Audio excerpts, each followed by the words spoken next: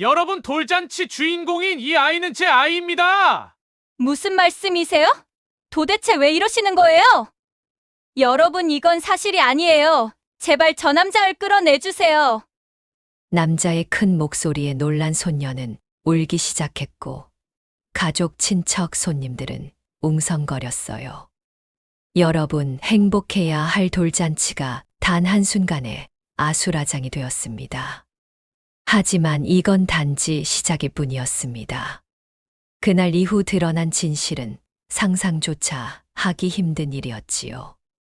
과연 여러분이라면 누구의 말을 믿으시겠습니까? 이야기가 마음에 와 닿으셨다면 구독과 좋아요 꼭 눌러주시고 댓글로도 여러분의 생각을 들려주세요. 이야기 시작하겠습니다. 여러분, 안녕하세요.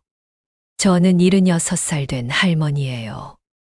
그날은 하나뿐인 손녀의 돌잔치였어요. 첫 손녀라서 긴장되고 기대가 되었어요. 오전 8시 40분에 식장에 도착했는데 벌써 직원들이 세팅하고 있었어요. 돌상도 차려져 있고 의자도 배치되어 있더라고요. 외손녀가 입을 한복도 미리 가져다 놨는데 정말 예뻤어요. 9시 50분쯤 시어머니가 왔어요. 어머니, 일찍 오셨네요. 한복 정말 예쁘세요? 딸이 인사를 했죠. 그래야지. 손녀 돌잔치인데 멋없게 올 수는 없잖아. 그런데 우리 아들은 어디 갔어? 벌써 와야 할 시간 아니야? 회사에서 급한 프로젝트가 있다고 하더라고요. 11시쯤 온대요. 우리 아들이 가족들 먹여 살리느라고 고생하는구나. 시어머니 말에 가시가 있는 듯하게 느껴졌어요. 10시 30분부터 손님들이 하나둘 오기 시작했어요. 딸 대학 친구들, 회사 동료들, 저희 친척들까지 왔어요. 다들 아이고, 애기 정말 예쁘다. 엄마 닮았네, 아빠 닮았네 하면서 축하해줬어요. 외손녀는 정말 예뻤어요. 연분홍색 한복을 입고 돌상 앞에 앉아 있는데 동그란 눈에 볼따구니가 빨갛게 붉어져서 마치 인형 같았거든요. 11시 10분쯤 사위가 왔어요. 평소보다 얼굴이 어두워 보였는데 저는 회사 일 때문에 피곤한가 보다 했어요. 그런데 딸한테 하는 말투가 좀 냉랭했어요.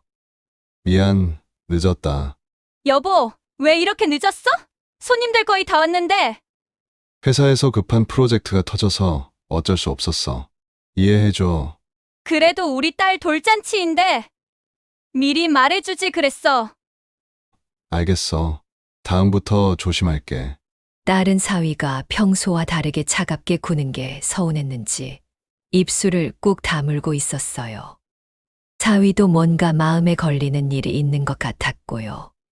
지금 생각해보면 그때부터 이미 계획이 시작된 거였던 것 같아요. 30 본격적인 돌잡이 행사가 시작됐어요.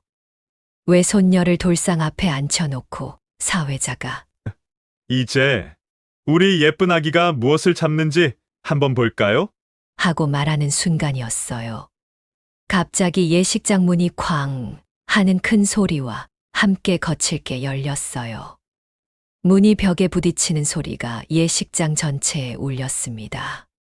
한 남자가 헉헉 숨을 쉬면서 뛰어들어왔어요. 키가 178cm 정도 되는 검은색 정장을 입은 남자였는데 얼굴이 벌겋게 달아올라 있었어요. 머리는 삐죽삐죽 서 있고 와이셔츠도 구겨져 있고 넥타이도 비뚤어져 있었습니다. 마치 어디선가 급하게 뛰어온 것 같았어요. 잠깐만요! 그 남자는 가쁜 숨을 몰아쉬며 큰 소리로 외쳤습니다. 식장 안이 순간 쥐 죽은 듯 조용해졌어요. 가족, 친척, 손님들이 모두 그 남자를 쳐다봤습니다. 외손녀까지 깜짝 놀라서 엉엉 울기 시작했어요. 이 아이는 내 아이예요. 내 딸이라고요! 정말 천둥 같은 소리였습니다. 그 순간 저는 머릿속이 하얘지면서 아무 생각이 안 났어요. 손님들은 뭐야? 저 사람 누구야? 미친 사람 아냐? 하면서 웅성거렸어요. 그런데 그때 제일 충격적이었던 건 시어머니의 반응이었어요. 놀라는 기색도 없이 오히려 기다렸다는 듯한 표정으로 딸을 쏘아보더니 이렇게 말하는 거예요. 딸은 그 말을 듣고 얼굴이 새하얗게 변했어요. 애미야, 이게 무슨 말이냐? 우리 손녀가 저 남자 딸이라니?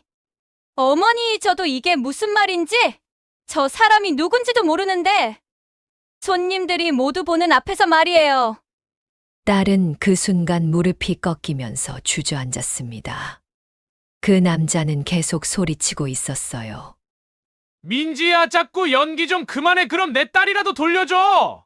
더 이상 내 아이를 다른 남자 딸로 키우게 둘 수 없어. 하면서 돌상 쪽으로 다가오려고 했어요. 하지만 예식장 직원들이 막아섰죠. 저는 그때 정말 어떻게 해야 할지 몰랐어요. 손님들 앞에서 이런 일이 벌어지다니. 평생 체면을 중시하며 살아온 제가 이런 창피한 일을 당하다니 정말 땅에 구멍이 나도 들어가고 싶었어요. 딸은 울면서 사위에게 도움을 청했어요. 여보, 나 정말 모르는 사람이야. 저 사람 누군지 정말 몰라. 하지만 사위는 차갑게 딸을 쳐다보기만 할 뿐이었어요. 여러분, 행복이 지옥으로 바뀌는 순간이 정말 있습니다. 그런데 이게 단순한 해프닝이 아니었다는 걸 그때는 누가 알았겠어요? 그 순간부터 식장은 완전히 아수라장이 되었어요. 손님들은 수근거리기 시작했고 아이들은 무서워서 울기 시작했습니다. 외손녀도 그 소란 때문에 더 크게 울었어요. 딸은 바닥에 주저앉아서 흐느끼면서 말했어요. 정말 모르는 사람이에요. 진짜로 한 번도 본 적 없는 사람이라고요. 목소리가 떨리고 있었어요. 눈물이 뺨을 타고 흐르면서 화장이 다 번져버렸습니다. 그 모습을 보니 제 마음도 찢어질 것 같았어요.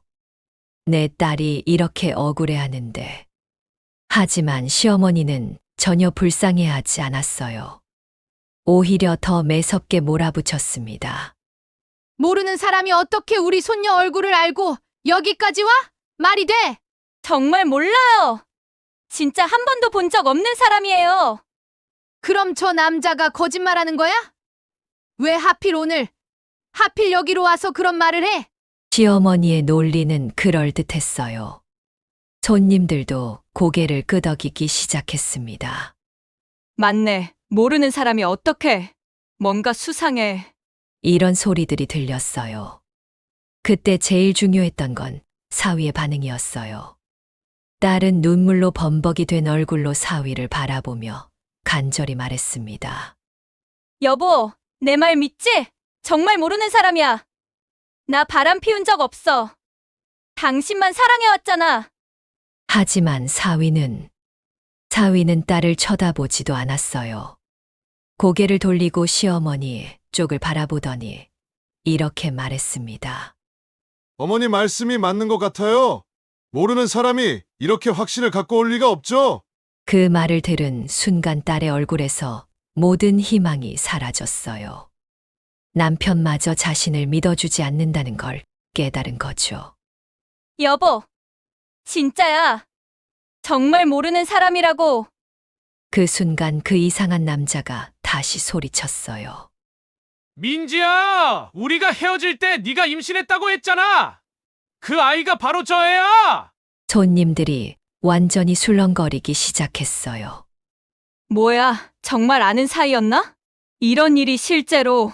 아이고, 창피해라. 이런 소리들이 여기저기서 들렸습니다. 저는 그때 정말 어떻게 해야 할지 몰랐어요. 딸을 믿고 싶었지만 그 남자가 딸의 이름을 정확히 알고 있다는 게 너무 이상했거든요. 그리고 손님들 앞에서 이런 망신을. 정말 평생 체면을 지키며 살아온 제가 이런 일을 당하다니. 딸은 계속 울면서 부인했어요. 아니에요. 정말 아니라고요. 저는 결혼 전에 진지하게 사귄 남자가 없어요. 하지만 아무도 믿어주지 않았어요. 시어머니는 물론이고 사위까지도 의심의 눈초리를 보내고 있었습니다. 심지어 제 친척들까지도 수군거리기 시작했어요. 저 남자 어디서 본 것 같은데. 이름까지 정확히 아는 걸 보면. 아이고, 우리 조카가 이런 일을. 제 귀에 들리는 모든 소리가 칼처럼 아팠어요. 딸이 정말 결백한지 아니면 정말 숨긴 과거가 있는 건지. 그 순간 저조차도 확신이 서지 않았습니다. 예식장 매니저가 뛰어왔어. 죄송하지만 소란을 피워주시면 안 되겠습니다. 다른 손님들께 피해가. 하고 말했지만 이미 상황은 걷잡을 수 없이 커져버렸어요. 그때 시어머니가 결정적인 말을 했어요. 됐어. 이 자리에서 다 끝내자. 저 남자 말이 맞는지 틀리는지 확인해보면 되잖아. 그리고는 그 이상한 남자에게 다가가서 물었어요. 당신이 우리 며느리 전 남친이라면 증거가 있어? 그 남자는 주머니에서 휴대폰을 꺼내더니 뭔가를 보여줬어요. 저는 멀어서 잘 안 보였지만 시어머니의 얼굴이 점점 굳어지는 게 보였습니다. 이것 봐. 정말 사진이 있네. 그 말을 들은 순간 딸이 완전히 무너졌어요. 바닥에 주저앉았어. 아니야. 아니야. 하면서 머리를 흔들었습니다. 하지만 아무도 딸의 말을 믿어주지 않았어요. 여러분, 가족 누구도 믿어주지 않는 상황이 얼마나 절망적인지 아세요?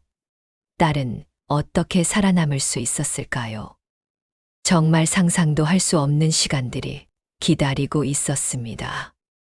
그날 이후 일주일간 우리 집은 완전히 지옥이었어요. 딸은 방에 틀어박혀서 밥도 제대로 안 먹고 외손녀만 붙들고 울었습니다. 사위는 회사에서 집에 아예 안 들어왔어요. 시어머니는 매일 전화해서 이혼시켜라. 그런 여자와 더 살 수 없다. 이런 말만 반복했고요. 저는 정말 미칠 것 같았어요. 딸을 믿고 싶었지만 그 남자가 보여준 사진이 계속 마음에 걸렸거든요. 시어머니는 그 사진에 우리 며느리가 나와 있더라. 고 했는데 진짜인지 가짜인지 확인할 방법이 없었어요. 그러다가 결국 결심을 했어요. 경찰서에 신고하기에는 너무 창피하고. 그래서 사설 탐정을 찾기로 했습니다. 인터넷 검색해보니 탐정사무소라는 곳이 있더라고요. 저는 딸과 함께 탐정사무소에 갔습니다.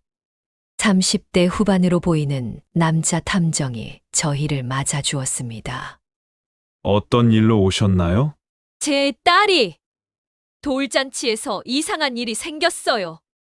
저는 그날 있었던 일을 처음부터 끝까지 자세히 설명했어요. 저는 탐정은 메모를 하면서 중간중간 질문을 했습니다. 그 남자 이름이 뭐라고 하던가요? 이름은 김철수라고 했던 것 같아요. 나이는 어느 정도로 보였습니까? 30대 초반, 저희 사위보다 조금 젊어 보였어요. 그리고 사진을 보여줬다고 하셨는데 어떤 내용이었나요? 제가 찍지 않은 사진이었는데 저랑 그 남자랑 같이 커플처럼 찍은 사진이었어요. 탐정은 딸에게도 질문했어요. 정말 그 남자를 모르세요? 네, 진짜 처음 봤어요. 이름도 처음 들어봤고요. 결혼 전에 사귄 남자친구가 있었나요? 대학교 때 잠깐. 하지만 그 사람은 지금 미국에 살고 있어요. 김철수라는 이름도 아니고요. 혹시 SNS나 인터넷에 사진을 많이 올리시나요? 인스타그램 정도만. 그것도 비공개로 해놨어요. 탐정은 고개를 끄덕이면서 말했어요. 일단 그 김철수라는 남자부터 추적해 보겠습니다. 신상 정보를 알아보고 정말 부인과 관련이 있는 사람인지 확인해 보죠. 그리고 그가 보여준 사진도 분석해 보겠습니다. 3일 후 탐정에게서 전화가 왔어요. 할머니, 조사하던 중에 중요한 걸 발견했습니다. 사무소로 오실 수 있나요? 저는 딸과 함께 급하게 탐정사무소로 향했어요. 탐정은 서류 뭉치를 우리 앞에 펼쳐 놓았습니다. 김철수라는 인물을 조사해 봤습니다. 이 사람 전과가 있네요. 전과요? 네, 사기죄로 2번, 협박죄로 1번 처벌받은 기록이 있어요. 그리고 현재 무직 상태입니다. 딸의 얼굴이 밝아지기 시작했어요. 더 중요한 건 이 사람이 어떻게 아내분의 정보를 알아냈는지입니다. 탐정은 또 다른 서류를 꺼냈어요. 아내분의 시어머니 휴대폰 통화 기록을 조사해 봤습니다. 물론 합법적인 범위 내에서요. 돌잔치 일주일 전부터 이 김철수와 총 15통의 통화를 했네요. 뭐라고요? 저는 깜짝 놀랐어요. 시어머니가 그 남자와 통화를 했다니요. 그뿐만 아닙니다. 시어머니가 김철수에게 100만 원을 계좌이체로 보낸 기록도 있어요. 돌잔치 전날에 말이죠. 이때부터 모든 퍼즐이 맞춰지기 시작했어요. 시어머니가 왜 그날따라 일찍 와서 차분하게 기다리고 있었는지, 왜 김철수가 나타났을 때 전혀 놀라지 않았는지, 왜 그렇게 확신을 갖고 딸을 몰아붙였는지. 그럼 다 꾸며낸 일이라는 거예요. 그렇게 봐야겠습니다. 김철수가 보여준 사진도 조작된 것일 가능성이 높고요. 딸은 그 말을 듣고 펑펑 울기 시작했어요. 억울함이 풀린다는 기쁨과 시어머니에게 배신당했다는 분노가 동시에 올라온 거죠. 어머님, 이상한 점이 하나 있습니다. 시어머니 쪽에서 뭔가 수상한 점이 있습니다. 네. 우리 시어머니가 왜요? 남편과도 알게 모르게 얽혀 있는 부분이 있는 것 같습니다. 하지만 아직 확실하지 않으니 조금 더 조사가 필요합니다. 그게 무슨 말씀이신지 설마? 아직은 확실하게 말씀드릴 수 있는 단계가 아닙니다. 다만 한 가지 부탁드리겠습니다. 당분간 남편이나 시어머니께는 이 이야기를 절대 말씀하지 마십시오. 모든 사실이 확인되면 그때 알려드리겠습니다. 그 말을 듣는 순간 제 가슴은 철렁 내려앉았습니다. 도대체 무슨 비밀이 숨어 있길래 탐정이 이런 부탁까지 하는 걸까요? 며칠 후 탐정한테서 전화가 왔어요. 할머니, 이번에는 정말 충격적인 걸 발견했습니다. 바로 와주세요. 탐정사무소에 가보니 탐정의 표정이 심각했어요. 사위분이 다른 여자와 만나고 있습니다. 뭐라고요? 탐정은 사진들을 보여줬어요. 사위가 한 여자와 함께 식당에서 식사하는 사진, 손을 잡고 걷는 사진, 심지어 아파트에 같이 들어가는 사진까지. 이 여자가 누구예요? 사위분 회사 동료로 보입니다. 이름은 박미영. 나이는 28세예요. 딸은 그 사진들을 보더니 얼굴이 새하얗게 변했어요. 아, 미영이요? 우리 회사 후배예요. 몇 번 집에 놀러 온 적도 있어요. 더 충격적인 사실이 기다리고 있었어요. 그리고 이 여자가 임신한 것 같습니다. 임신요? 탐정은 또 다른 사진을 보여줬어요. 박미영이 산부인과에서 나오는 모습이었는데 손에 임신 관련 서류를 들고 있었어요. 병원 관계자를 통해 확인해 보니 임신 12주 차라고 합니다. 12주면 네. 딸분 돌잔치 한 달 전쯤에 임신한 거네요. 그 순간 모든 게 명확해졌어요. 사위가 왜 돌잔치 당일에 늦게 왔는지, 왜 그렇게 차가운 태도를 보였는지, 왜 딸에게 냉대하게 대했는지. 그럼 우리 딸을 버리고 저 여자랑 살려고 돌잔치에서 그 일을 벌린 거네요. 그럴 가능성이 높습니다. 딸은 그 자리에서 바닥에 주저앉아 버렸어요. 어떻게 이럴 수 있지? 목소리가 떨리고 있었어요. 배신감과 분노, 그리고 절망이 한꺼번에 몰려온 거죠. 미영이는 우리 집에 놀러 와서 밥도 같이 먹었는데, 우리 딸 예쁘다고 안아주기도 했는데, 더 기가 막힌 건 탐정이 추가로 조사한 내용이었어요. 사위분과 이 박미영 씨, 이미 집까지 알아봤습니다. 강남구 신축 아파트인데 계약금도 넣었어요. 언제요? 손녀분 돌잔치 3일 후에요. 정말 치밀하게 계획한 거였어요. 돌잔치에서 딸을 모함해서 이혼 명분을 만들고 그 사이에 내연녀와 새로운 보금자리까지 준비한 거였죠. 그리고 한 가지 더 있습니다. 탐정이 마지막 폭탄을 터뜨렸어요. 시어머니도 이 사실을 알고 있는 것 같습니다. 뭐라고요? 시어머니와 박미영 씨가 만난 기록이 있어요. 지난달 말에 백화점에서 함께 쇼핑하는 모습이 포착됐습니다. 이제 모든 그림이 완성됐어요. 시어머니와 사위, 그리고 내연녀까지. 이들이 모두 짜고 우리 딸을 속인 거였어요. 돌잔치 소동은 단순한 모함이 아니라 딸을 내쫓기 위한 치밀한 계획의 일부였던 거죠. 여러분, 내연녀의 존재만으로도 충격인데 그녀의 비밀은 여기서 끝이 아니었습니다. 더 큰 반전이 기다리고 있었거든요. 그날 밤 저는 딸과 함께 집으로 돌아와서 사위를 기다렸어요. 평상시라면 밤 9시쯤 들어오는데 그날은 11시가 넘어서야 들어왔습니다.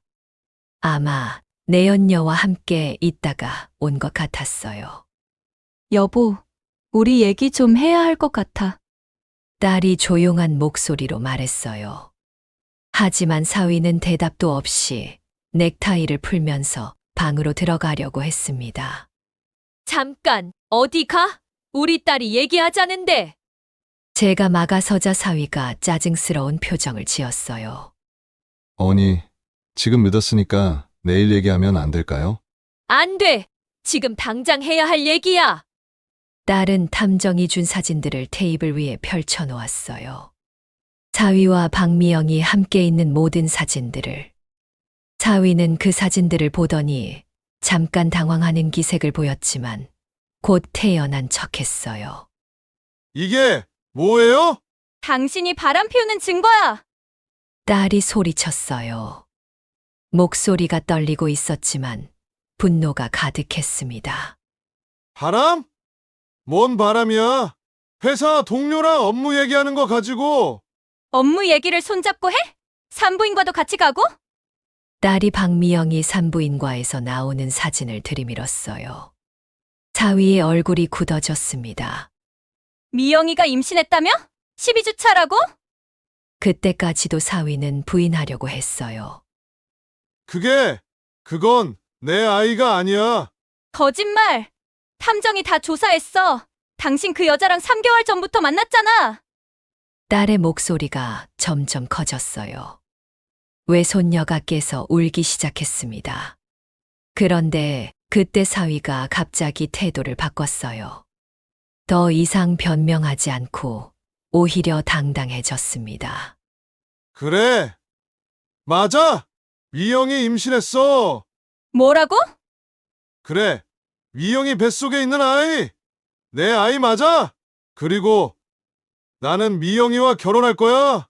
딸은 그 말을 듣고 완전히 넋이 나갔어요. 어떻게 이럴 수 있어? 나만 속인 게 아니라 우리 아이까지 속였어?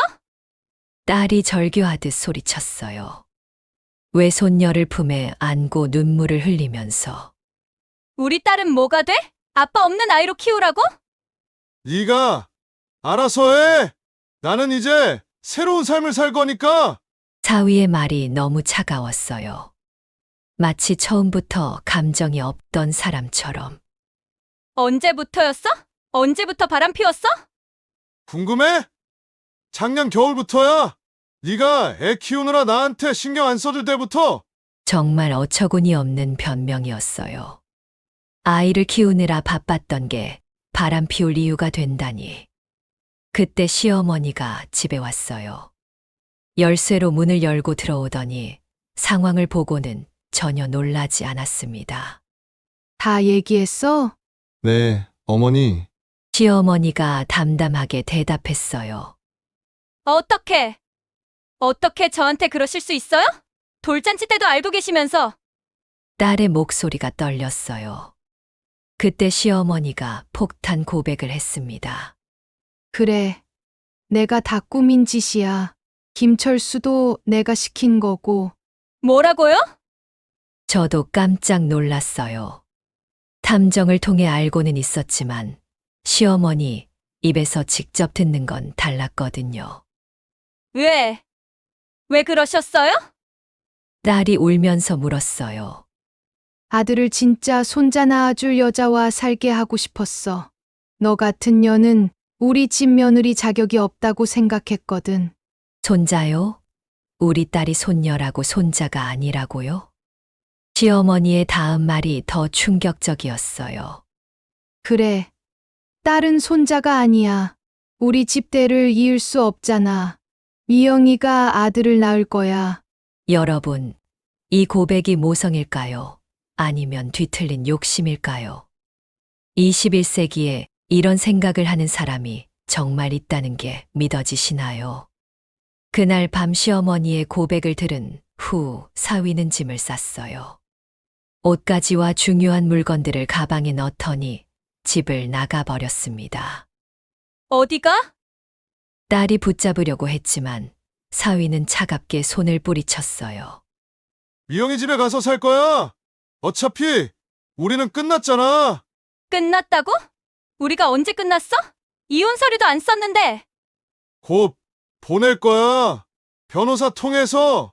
그리고는 정말로 집을 나가버렸어요. 자기 딸은 한 번도 돌아보지 않고 외손녀가 아빠가 나가는 걸 보고 아빠, 아빠 하면서 쫓아가려고 했지만 사위는 뒤돌아보지도 않았습니다. 그 모습을 보니 정말 가슴이 찢어질 것 같았어요. 시어머니도 그 다음 날 짐을 쌌어요. 어머니, 어디 가세요? 아들 있는 곳으로 가지. 어디로 가겠어? 정말 기가 막혔어요. 며느리와 손녀를 버리고 내연녀 쪽으로 가겠다는 거였어요. 어머니, 우리 딸은 어머니 손녀잖아요. 손녀는 손녀지만 딸이잖아. 우리 집안 대를 이을 수 없어. 시어머니는 정말 차갑게 말했어요. 그럼 저희는 어떻게 살라고요? 이들이 알아서 해. 나는 아들하고 진짜 손자하고 살 거야. 그리고 정말로 집을 나가버렸어요. 일주일 후 탐정을 통해 알아보니 사위와 시어머니, 그리고 내연녀가 함께 살고 있었어요.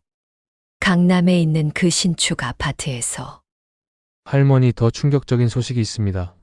탐정은 일주일 후에 정말 놀라운 사실을 발견했어요. 할머니, 대박적인 걸 알아냈습니다. 뭐예요? 김철수와 박미영이 원래 연인 사이였어요. 뭐라고요? 탐정이 보여준 자료에 따르면 김철수와 박미영은 2년 전부터 만나던 연인 사이였어요. 그런데 작년에 헤어졌다가 최근에 다시 만나기 시작했다고 하더라고요. 그럼 박미영이 임신한 아이는?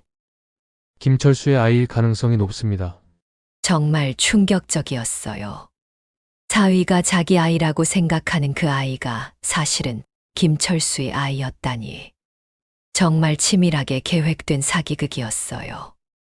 그런데 여기서 더 충격적인 사실이 드러났습니다. 내연녀가 시어머니에게 거짓말을 했어요. 무슨 거짓말이요? 시어머니에게는 김철수를 동생이라고 소개했거든요. 김철수와 연인 사이라는 걸 숨긴 채로요.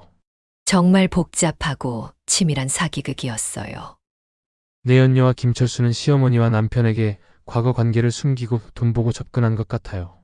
그럼 사위는 이 사실을 알까요? 모르는 것 같습니다. 사위분과 시어머니는 둘의 관계를 남매 사이로 알고 있습니다. 탐정의 추가 조사 결과는 정말 충격적이었어요. 저희가 상상했던 것보다 훨씬 복잡하고 악랄한 계획이었거든요. 사위가 박미영과 함께 살기 시작한 지 한 달쯤 지났을 때 정말 충격적인 진실이 드러나기 시작했어요. 사위가 회사에서 일찍 들어왔다고 해요. 박미영에게 깜짝 선물을 주려고 일찍 퇴근한 건데 집에 들어가 보니 박미영이 김철수와 전화 통화를 하고 있었어요. 오빠, 계획대로 잘 되고 있어. 그 사람 완전히 믿고 있어.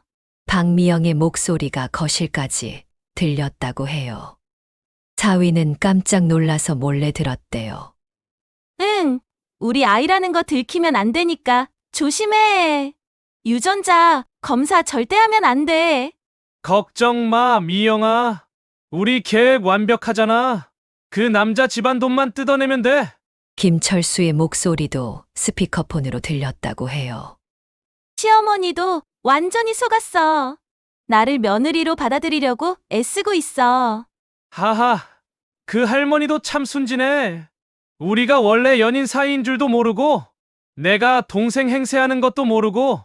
오빠, 그런데 언제까지 이렇게 할 거야?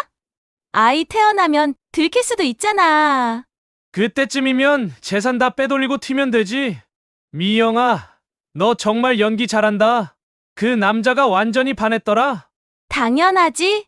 내가 누군데. 처음에 회사에서 접근할 때부터 계획적이었잖아. 맞아. 그 남자 회사 상장 정보 미리 알아낸 게 대박이었어. 곧 10억은 넘을 거라며? 사위는 그 대화를 듣고 온몸에 소름이 돋았다고 해요. 자기가 얼마나 철저하게 당했는지 깨달은 거죠. 오빠, 그런데 돌잔치 때 연기 정말 잘했어. 시어머니가 100만 원 준 거 맞지? 당연하지. 나도 연극 동아리 출신이야. 그런데 그때 그 딸 표정 봤어? 정말 불쌍하더라. 에이, 불쌍해하지 마. 우리가 얼마나 힘들게 살았는데. 이제 한번 제대로 살아보자고. 그래, 맞아. 그런데 시어머니가 정말 며느리를 미워하긴 하더라. 덕분에 우리 계획이 쉬워졌어. 맞아. 시어머니가 먼저 나한테 접근했을 때부터 느낌이 왔어. 이 할머니 이용하면 쉽겠다고? 사위는 더 이상 들을 수 없어서 조용히 나왔대요. 그리고 바로 시어머니에게 전화했어요. 어머니, 지금 당장 와보세요. 급한 일이 생겼어요. 30분 후 시어머니가 왔을 때 사위는 박미영이 없는 사이에 상황을 설명했어요. 어머니, 우리가 완전히 당했어요. 뭔 소리야? 박미영과 김철수가 원래 연인 사이였어요. 그리고 아이도 김철수 아이고요. 말도 안 돼. 시어머니는 믿지 않았어요. 하지만 사위가 들려준 전화통화 내용을 듣고는 얼굴이 새하얘졌어요. 그럼 내가 동생이라고 알고 있던 김철수가 박미영 남자친구 맞아요. 그리고 둘이 짜고 우리를 속인 거예요. 그때 박미영이 외출해서 돌아왔어요. 집에 시어머니가 있는 걸 보고 깜짝 놀랐죠. 어머니, 언제 오셨어요? 미영아, 너 김철수와 무슨 사이야? 시어머니가 직접적으로 물어봤어요. 네? 무슨? 김철수는 제 동생이죠. 갑자기 왜 물으시는지. 박미영은 아직도 연기를 계속했어요. 동생이라고? 그 사람 너 동생 아니잖아. 네? 그럼 박미영의 얼굴이 점점 굳어졌어요. 너희들이 원래 연인 사이라며? 그리고 네가 임신한 아이가 김철수 아이라며? 사위가 들은 통화 내용을 하나하나 말해주니까 박미영은 더 이상 변명할 수 없었어요. 어떻게 알았어요? 내가 김철수랑 통화하는 거 다 들었어. 사위가 소리쳤어요. 그럼 정말이야? 너희들이 우리를 속인 거야? 시어머니가 물었을 때 박미영은 결국 포기하고 모든 걸 털어놨어요. 네. 맞아요. 철수 오빠랑 제가 원래 연인 사이예요. 언제부터야? 2년 전부터. 그리고 아이도 철수 오빠 아이 맞아요. 시어머니는 그 자리에서 주저앉았어요. 그럼 너는 처음부터 우리 돈을 노리고 접근한 거야? 돌잔치 때도 다 짜고 친 거야? 네. 어머니가 며느리를 미워한다는 걸 알고 철수 오빠가 연기를 해준 거예요. 사위도 완전히 넋이 나갔어요. 그럼 나한테 사랑한다고 한 말도 다 거짓말이었어? 처음엔 그냥 돈 때문이었어요.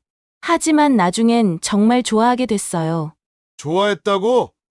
그러면서 김철수와 계속 만난 거야? 박미영은 대답하지 못했어요. 그때 김철수가 집에 들어왔어요.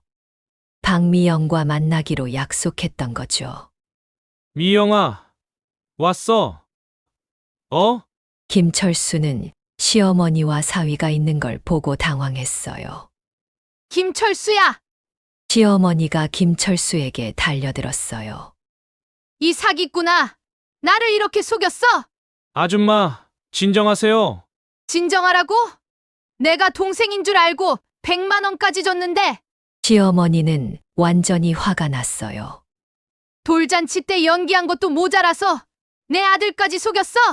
김철수는 더 이상 숨길 수 없다는 걸 알았어요. 죄송합니다. 하지만 아줌마도 며느리를 미워하니까 우리가 도와준 거잖아요. 도와줬다고? 사기를 쳐놓고 도와줬다고? 사위도 김철수에게 다가갔어요. 당신들이 언제부터 이런 계획을 세웠어요? 작년부터 미영이가 당신 회사에 들어갈 때부터. 그럼 처음부터 다 계획된 거였어요? 그 순간 사위와 시어머니는 자신들이 얼마나 바보였는지 깨달았어요. 3개월 동안 완전히 속아 넘어간 거죠. 박미영은 짐을 쌌어요. 저희는 이제 갈게요. 간다고? 우리한테 사기 쳐놓고 이렇게 그냥 간다고?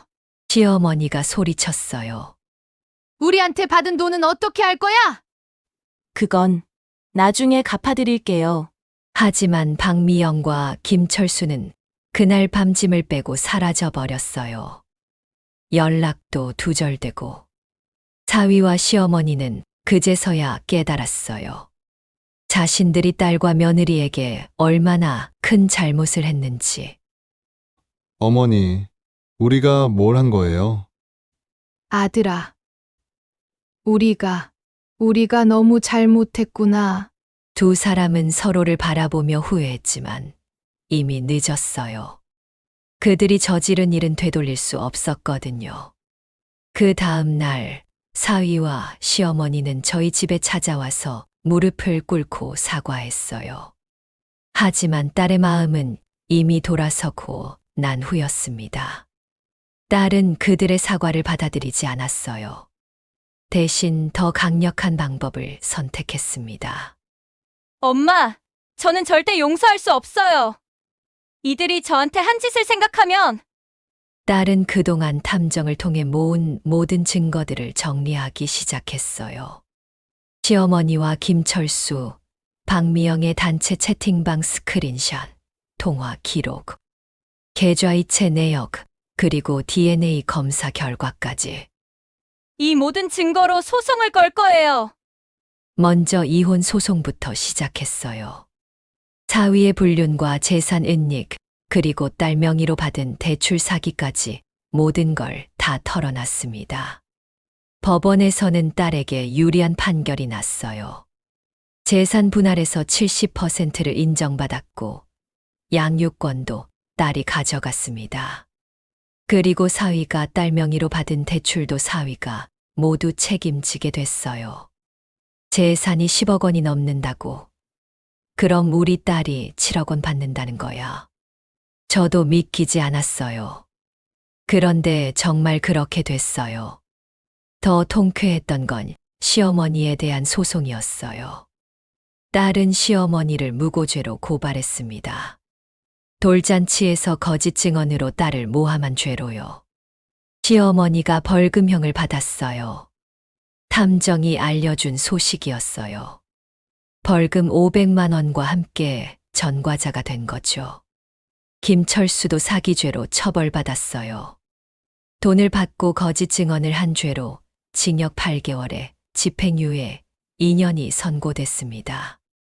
박미영은 김철수와 다시 만나서 아이를 키우고 있다고 들었어요. 사위는 완전히 몰락했어요. 재산의 대부분을 딸에게 주고 남은 빚도 혼자 감당해야 했거든요. 회사에서도 소문이 나서 퇴사했다고 들었어요. 시어머니는 더 비참했어요.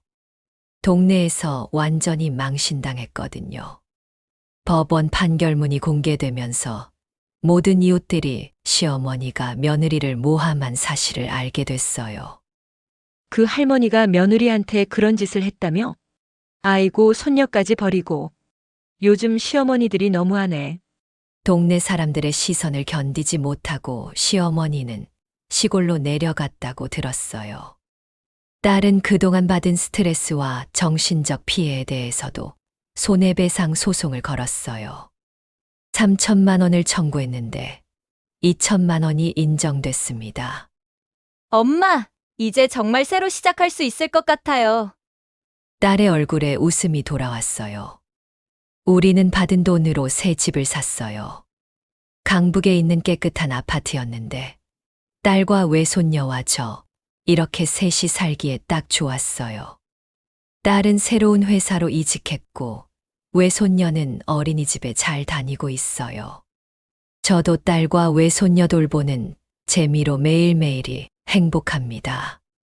가끔 사위가 외손녀를 보고 싶다며 연락 오지만 딸은 단호하게 거절해요. 면접 교섭권은 법적으로 인정받았지만 아이에게 해로울 것 같아서 만나게 하지 않을 거예요. 법원에서도 딸의 결정을 지지했어요. 사위의 행동이 아이에게 정신적 해를 끼칠 수 있다고 판단한 거죠. 지금 딸은 새로운 사람과 만나고 있어요. 회사 선배인데 정말 좋은 분이에요. 외손녀도 좋아하고 저한테도 잘해줘요. 엄마, 이번에는 정말 좋은 사람 만난 것 같아요. 그래, 이번엔 눈 똑바로 뜨고 잘 봐라. 결국 죄 지은 자들은 벌을 받고 제 딸은 손녀와 함께 새 삶을 시작했습니다. 여러분, 제 딸의 선택, 과연 옳았을까요? 용서하지 않고 끝까지 법적으로 대응한 게 맞았을까요? 저는 딸의 선택이 옳았다고 생각해요. 때로는 용서보다 정의가 필요한 때가 있거든요. 여러분은 어떻게 생각하시나요? 댓글로 여러분의 생각을 꼭 남겨주세요. 긴 이야기 끝까지 들어주셔서 감사합니다. 다음에도 더 흥미진진한 이야기로 찾아뵙겠습니다. 구독과 좋아요, 알림 설정까지 부탁드려요.